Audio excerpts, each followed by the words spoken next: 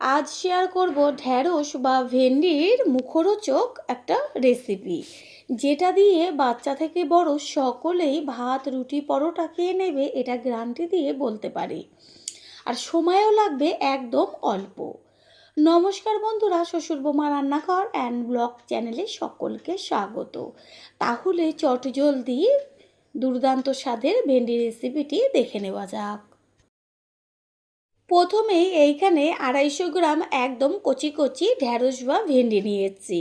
এগুলোকে এবার ভালোভাবে জলে কেটে নেওয়ার আগে ধুয়ে নেব, কারণ ঢ্যাঁড়স বা ভেন্ডি কখনো কাটার পরে ধোয় না। সেই কারণে বড় একটা বোল নিয়েছি, তার মধ্যে জল নিয়েছি। এবার ভেন্ডিগুলোকে জলের মধ্যে দিয়ে হাত দিয়ে ডলে ডলে এইভাবে 2 থেকে 3 বার জল পাল্টে ধুয়ে নেব।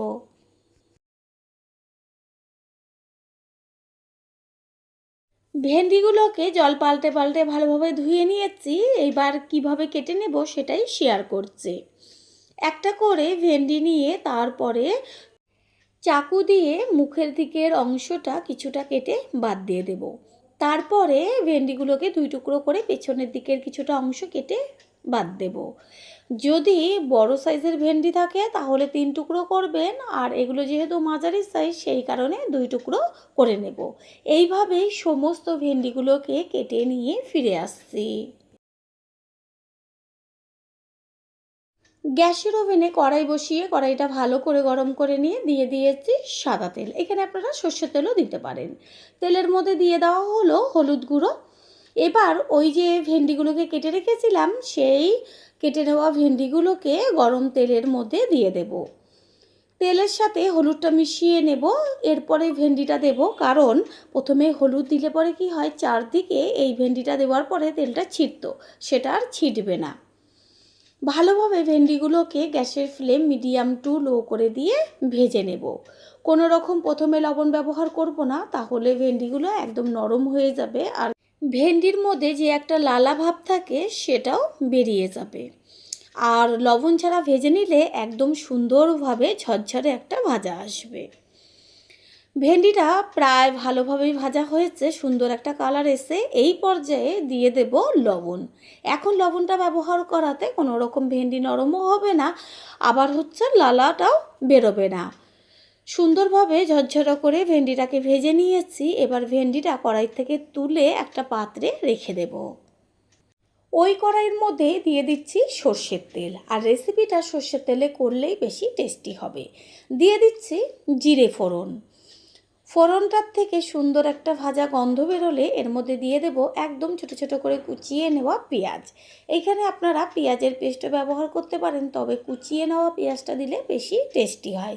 পেঁয়াজটাকে ভালোভাবে ভেজে নেব। পেঁয়াজটা ভাজা হোক, অন্যদিকে একটা পাত্রের মধ্যে আমি 3 চা চামচ পরিমাণ টক দই নেব। ভেন্ডির পরিমাণ অনুযায়ী কম বেশি করে টক দইটা ব্যবহার করবেন।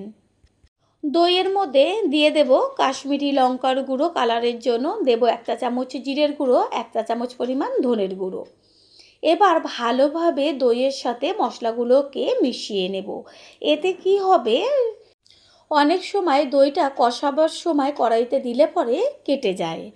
সেই কারণে এইভাবে মশলার সাথে দইটা মিশিয়ে দিলে পরে একদম দইটা কাটবে না। পেঁয়াজ ভেজে নেওয়া হয়ে গেছে, বেশ লাল লাল হয়েছে পেঁয়াজটা। এই পর্যায়ে এর মধ্যে দিয়ে দেব 2 চা চামচ পরিমাণ আদা আর রসুনের পেস্ট। এখানে আপনারা আদা রসুনের পেস্টটাকে গ্রেট করেও দিতে পারেন। আদা রসুনের পেস্টটা ভালোভাবে পেঁয়াজের সাথে ভেজে নেব। দেব স্বাদ অনুযায়ী লবণ আর কালারের জন্য হলুদ গুঁড়ো। আদা রসুনের সুন্দর একটা মিষ্টি গন্ধ বেরোচ্ছে। এবার লবণ আর হলুদটা ভালোভাবে মিশিয়ে নিয়ে গ্যাসের ফ্লেম লোতে রাখতে হবে। আদা রসুন পেঁয়াজের সুন্দর ভাজা গন্ধ বেরোচ্ছে। এই পর্যায়ে দিয়ে দিচ্ছি ওই যে টক দই, জিরে, ধনে আর লঙ্কার গুঁড়ো একসাথে মিশিয়ে রেখেছিলাম সেই পেস্টটা। তারপরে বাটিটার মধ্যে অল্প করে জল দিয়ে সেটা ধুয়ে সেই জলটার মধ্যে ব্যবহার করেছি। ভালোভাবে কষিয়ে নেব যতক্ষণ পর্যন্ত কাঁচা গন্ধটা না যায়। দিয়ে দিচ্ছি চিড়ে নেওয়া কাঁচা লঙ্কা। এখানে আপনারা কাঁচা লঙ্কা পেস্ট করেও ব্যবহার করতে পারেন। মশলা কষিয়ে নেওয়া হয়ে গেছে, মশলার থেকে বেশ সুন্দরভাবে তেল ছাড়ছে আর একটা মিষ্টি ভাজা গন্ধও বেরোচ্ছে। কোনো রকম দইটাও কেটে যায়নি। এই পর্যায়ে গ্যাসের ফ্লেম হাই করে দিয়ে দেব উষ্ণ গরম জল। পুরনো বন্ধুদের সবসময় আমাদের পাশে এইভাবে ভালোবেসে থেকে এগিয়ে নিয়ে যাওয়ার জন্য অনেক অনেক ভালোবাসা। মশলার সাথে জলটাকে মিশিয়ে নেব। জল দেওয়ার পরে একটু চেক করে নিয়েছিলাম লবণের প্রয়োজন, সেই কারণে হাফ চা চামচ পরিমাণ লবণ দেওয়া হলো, লবণটাকে মিশিয়ে নিলাম। এইভাবে মশলার সাথে ঝোলটাকে 2 থেকে 3 মিনিট মতো ফুটিয়ে নেব। ঝোলটা ভালোভাবেই ফুটে গেছে, দিয়ে দেব ওই যে ভেজে রেখেছিলাম ভেন্ডিগুলোকে, সেইগুলো ভালোভাবে ভেন্ডিগুলোকে ঝোলের সাথে মিশিয়ে নেব। প্রথমবার যারা আমাদের চ্যানেল ভিজিট করছেন তাদের আন্তরিক শুভেচ্ছা ও অনেক ভালোবাসা। আমাদের রেসিপিগুলো যদি ভালো লেগে থাকে সাবস্ক্রাইব করে দেওয়ার অনুরোধ রইল ও পাশে থাকা বেল আইকনে ক্লিক করলে পরবর্তী ভিডিওগুলো সবার আগে আপনাদের কাছে পৌঁছে যাবে। ঢাকনাটা কিছুক্ষণের জন্য চাপা দিয়ে রেখেছিলাম, তারপর ফিরে এসে কড়াইয়ের ঢাকনাটা সরিয়ে দিয়ে খুন্তি দিয়ে একটু মিশিয়ে নেব। দেখা যাচ্ছে কত সুন্দর কালার এসছে। এর মধ্যে দিয়ে দিচ্ছি হাফ চা চামচ পরিমাণ গরম মশলার গুঁড়ো। গরম মশলার গুঁড়োটা সব কিছুর সাথে ভালো করে নেড়ে চেড়ে একটু রান্না করে নেব। আর এই রেসিপিটা হতে একদমই বেশি সময় লাগে না। ভেন্ডি তো ভাজাতেই সিদ্ধ হয়ে যায়। আর সমস্ত কিছুর ব্যালেন্সটা ঠিক রাখার জন্য দিয়ে দিলাম অল্প পরিমাণ চিনি। চিনিটাকেও মিশিয়ে নিয়ে এবার 1.5 থেকে 2 মিনিট মতো রান্না করে নিলেই হয়ে যাবে। রেসিপি একদম তৈরি হয়ে গেছে, ভেন্ডিটাও খুব সুন্দরভাবে সিদ্ধ হয়েছে। আর এটা খেয়াল রাখবেন যেন পাতলা ঝোল না হয়ে যায়, বেশ এরকম একটু হালকা গ্রেভি থাকবে, সেইটাই রাখবেন। গ্যাস এই পর্যায়ে অফ করে দেব, না হলে একদমই শুকিয়ে যাবে। এটা ঠান্ডা হওয়ার পরে একটু আরও জমে যাবে। কিছুক্ষণ বাদে ফিরে এসে দেখিয়ে দিচ্ছি সম্পূর্ণ লুকটা। এবার একটা পাত্রে তুলে নেব। তৈরি হয়ে গেল আজকের রেসিপি। আশা করি রেসিপিটি ভালো লাগলো। আর যদি ভালো লেগে থাকে একটা লাইক, কমেন্ট, পারলে একটা শেয়ার করে অবশ্যই জানাবেন। আপনাদের দেওয়া একটা লাইক ও লাইকের পাশে থাকা হাইপ আর একটা শেয়ার আমাদের কাছে অনেক অনেক গুরুত্বপূর্ণ। All friend, thanks for watching my video. আপনারা সকলে ভালো থাকবেন, সুস্থ থাকবেন। আবারও দেখা হবে অন্য কোনো রেসিপির এপিসোডে। কোনো রকম কাটাকাটির ঝামেলা ছাড়াই আজ তৈরি করে দেখাবো মোচার রেসিপি। মোচা আমাদের শরীরের পক্ষে কতটা উপকার সেটা আমরা কম বেশি সকলেই জেনে থাকি। তবে মোচা বাছাটা এত সময় লাগে, সেই কারণে সব সময় হয়ে ওঠে না, বিরক্তিকর বলে মনে হয়। তবে এই পদ্ধতিতে করে দেখবেন, আমার মনে হয় সময় একদমই লাগবে না। তাহলে কি করে তৈরি করব সেটাই দেখে নেওয়া যাক। এখানে মোচা নিয়েছি আর মোচাটাকে ছাড়িয়ে নেব। ছাড়াতে সবাই পারে, তবে প্রথমবার যারা মোচা ছাড়াবেন তাদের জন্যই এটা শেয়ার করা। প্রথমে মোচাটাকে নিয়ে মোচার ওপরে যে একটা খোলা থাকে সেটাকে ছাড়িয়ে নিতে হবে। তারপরে যে ফুলগুলো থাকে মোচার সেটাকে আস্তে আস্তে খুলে নিয়ে ঠিক এইভাবে পাটে পাটে খোলাগুলোকে খুলে ফেলতে হবে।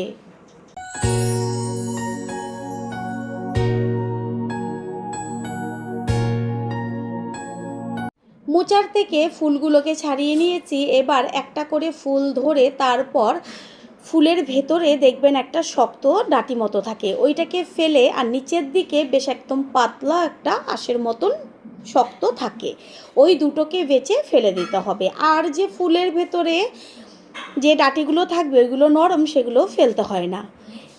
এইভাবে প্রত্যেকটা ফুলের ভেতর থেকে শক্ত ডাঁটি মতো যে অংশটা থাকে ওইটাকে ফেলে আর নিচে পাতলা আঁশের মতন শক্ত অংশটা দুটোকেই ফেলে দিতে হবে।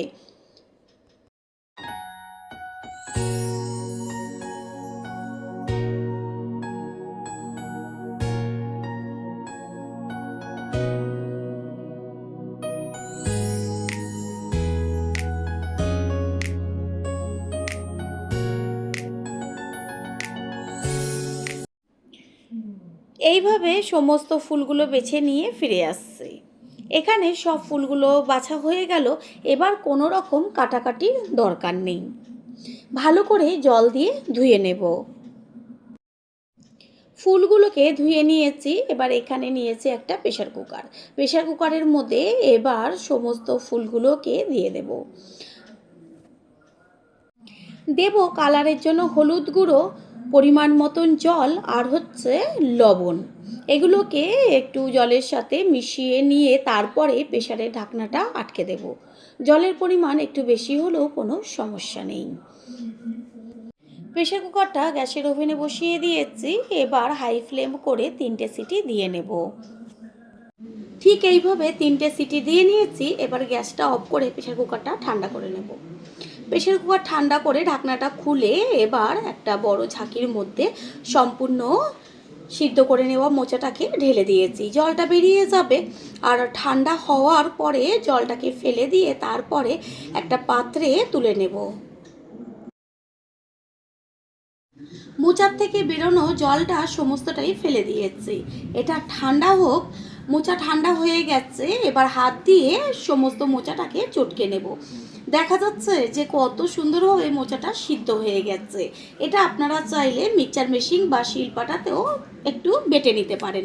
তবে এত সুন্দর সিদ্ধ হয়েছে আমি সম্পূর্ণ মোচাটাই হাত দিয়ে চটকে নেব। দেখাই গেল যে কোনো রকম কাটাকাটির ঝামেলা ছাড়া কত সুন্দরভাবে মোচা রান্না করা হয়ে যাবে।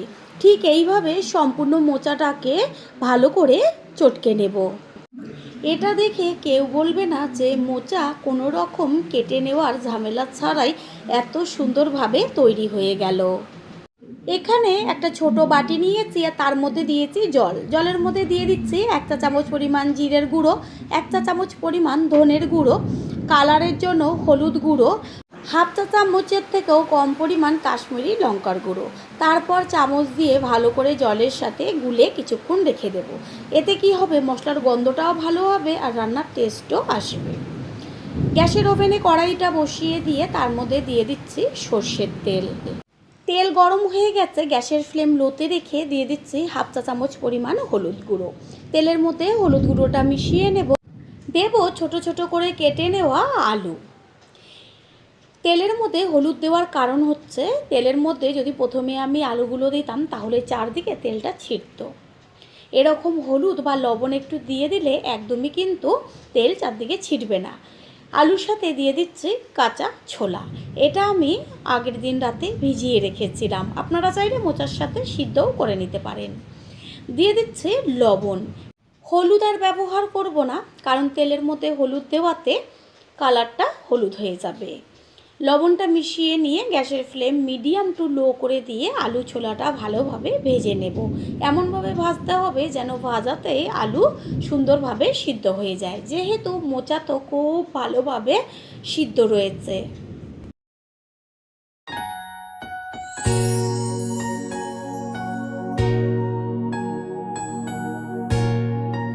আলু ভাজাতেই সিদ্ধ হয়ে গেছে। এবার খুন্তির ওপরে তুলে একটু সাইড করে দেব, তেলটা গড়িয়ে আসবে। এগুলোকে তুলে নেব কড়াইয়ের থেকে।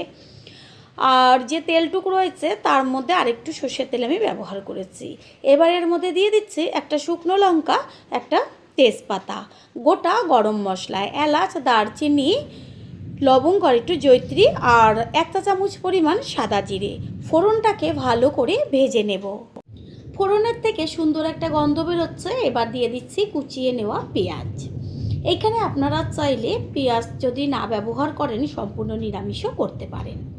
পেঁয়াজটা তাড়াতাড়ি মজে আসার জন্য দিয়ে দিচ্ছি স্বাদ অনুযায়ী লবণ। লবণটা বুঝে ব্যবহার করবেন, কারণ মোচা সিদ্ধর সময় লবণ ব্যবহার করা হয়েছে। পেঁয়াজটা গ্যাসের ফ্লেম মিডিয়াম টু হাই করে দিয়ে ভালোভাবে ভেজে নেব। পেঁয়াজের থেকে সুন্দর একটা কালার এসছে আর গন্ধও বেরোচ্ছে একটা ভাজা।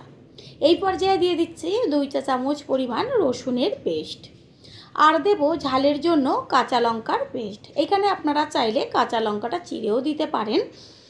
ঝাল যে যেমন খাবেন সেই অনুযায়ী ব্যবহার করবেন। এবার কাঁচা লঙ্কার পেস্ট আর রসুনের পেস্ট ভালো করে পেঁয়াজের সাথে মিশিয়ে নিয়ে গ্যাসের ফ্লেম লোতে রেখে ভেজে নেব। রসুনের খুব সুন্দর একটা ভাজা গন্ধ বেরোচ্ছে। এই পর্যায়ে এর মধ্যে দিয়ে দিচ্ছে 1 চা চামচ পরিমাণ আদার পেস্ট। আদার পেস্টটাকে মিশিয়ে নেব আর একইভাবে আদাটাকেও ভেজে নেব। আপনারা হয়তো বলতেই পারেন যে একেবারেই তো রসুন আদার পেস্টটা দিয়ে দিতে পারত। প্রত্যেকটা মশলারই একটা আলাদা আলাদা ফ্লেভার থাকে।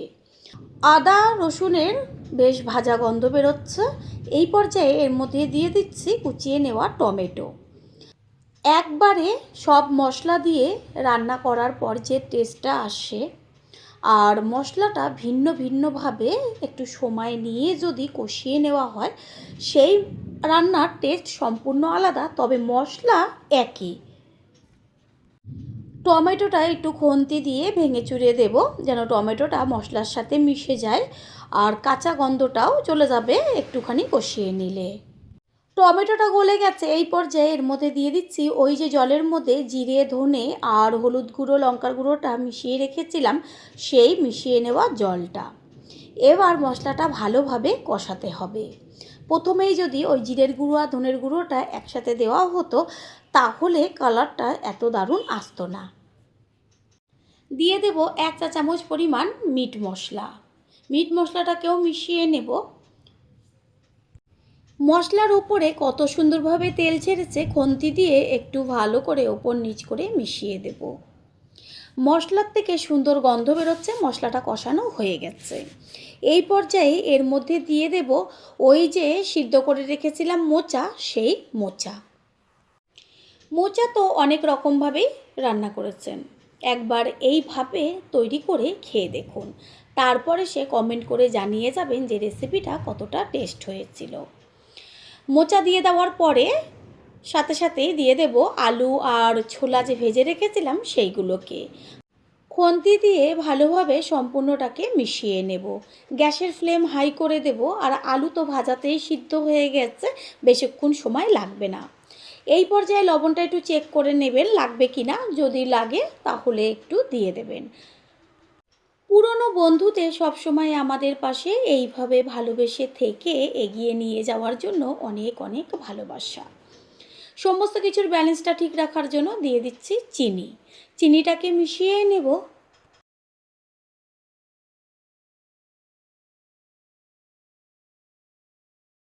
প্রথমবার যারা আমাদের চ্যানেল ভিজিট করছেন তাদের আন্তরিক শুভেচ্ছা ও অনেক ভালোবাসা।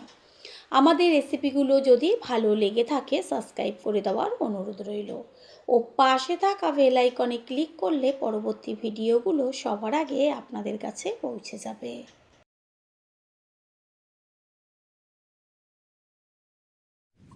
মোচা একদম তৈরি হয়ে গেছে। সবশেষে দিয়ে দিচ্ছি 1 চা চামচ পরিমাণ ছোটো চামচের গরম মশলার গুঁড়ো। গরম মশলার গুঁড়োটাকে ভালো করে এদিক ওদিক নেড়ে চেড়ে মিশিয়ে নেব। আর একটা কথা, মোচার মধ্যে যেন কোনো রকম জল জল ভাব না থাকে, বেশ একদম শুকনো শুকনো হবে, সেইভাবে মোচাটাকে রান্না করে নিতে হবে। মোচা রান্না করে নেওয়া হয়ে গেল, গ্যাস অফ করে দেব। আর গ্যাস অফ করে দেওয়ার আগে দিয়ে দিচ্ছি 1 চা চামচ পরিমাণ গাওয়া ঘি। ঘিটা দেওয়ার সাথে সাথে গ্যাস অফ করে ঘিটাকে সম্পূর্ণ মোচার সাথে মিশিয়ে একটু ঢাকনা চাপা দিয়ে রাখবো।